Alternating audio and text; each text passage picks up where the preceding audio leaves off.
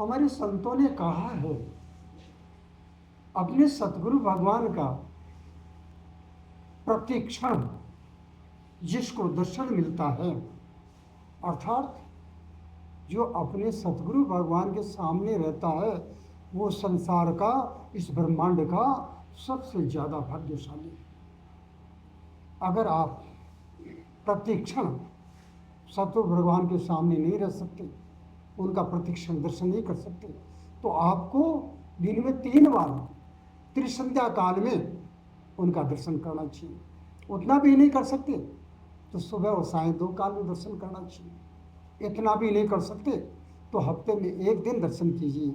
इतना भी ना कर सकते तो हर पखवाड़े में 1 दिन दर्शन कीजिए। ये भी संभव ना हो तो महीने में 1 दिन दर्शन कीजिए।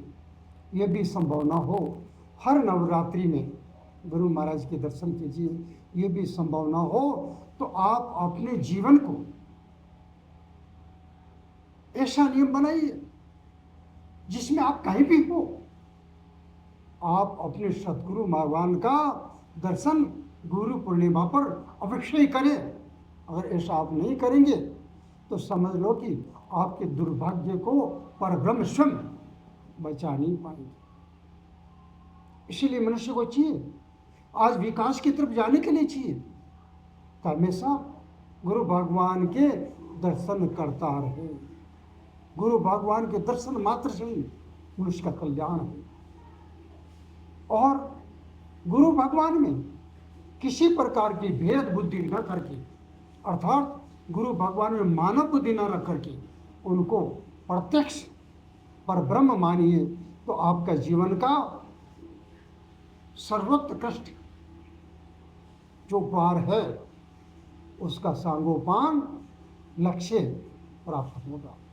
निस्संदेह आपके चलने की जरूरत है। ईश्वर की कृपा हमेशा दशों दिशाओं से बरस रही है। आप आगे बढ़ोगे तो वो कृपा आपको प्राप्त होगी, अन्यथा उस कृपा से आप वंचित रह जाओगे। परमात्मा की साक्षात प्राप्ति कराने वाले और परब्रह्म का साक्षात प्रत्यक्ष रूप सतगुरु भगवान होते हैं। इनके दर्शन से कभी भी वंचित नहीं रहना चाहिए। अपना सर्वस्व अर्पण करते हुए उनका दर्शन करने से ही परम लाभ की प्राप्ति होगी। जय सतगुरु भगवान, जय सतगुरु भगवान।